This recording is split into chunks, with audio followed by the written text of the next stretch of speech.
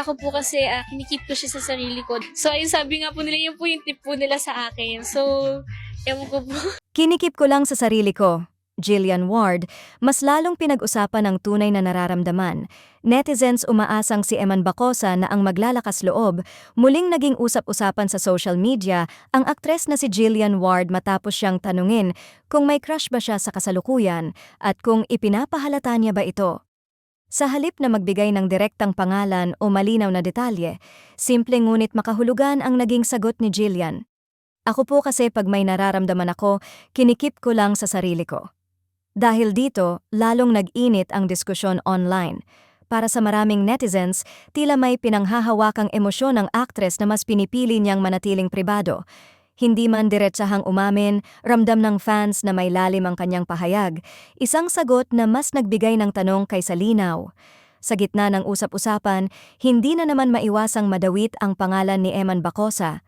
Marami ang nagsasabing tila malinaw na sa fans kung sino ang tinutukoy ni Jillian kahit hindi niya ito pinapangalanan. Ayon sa ilang netizens, ang pagiging reserved at maingat ni Jillian ay mas lalong nagbibigay ng kilig at intrigue sa posibilidad na may espesyal ngang tao sa likod ng kanyang mga ngiti at tahimik na sagot.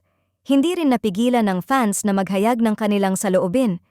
Marami ang umaasang sana ay maging mas prangka at bold si Eman Bacosa pagdating sa kanyang intensyon kay Jillian. Para sa kanila, kung may nararamdaman man si Jillian na pinipili niyang itago, baka panahon na raw para si Eman ang gumawa ng unang hakbang.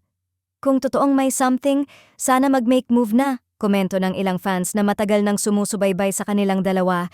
Bukod sa usaping personal, umaasa rin ang publiko na ang umano'y kilig at chemistry ng dalawa ay mauwi sa isang tambalan sa pelikula o proyekto sa telebisyon. Ayon sa fans, bihira ang ganitong klaseng natural na excitement, yung kahit walang kumpirmasyon, ramdam ang suporta at pananabik ng tao. Para sa kanila, kung magkakatuluyan man sa totoong buhay o sa on-screen man lang, siguradong dudumugin at susuportahan ito ng madla.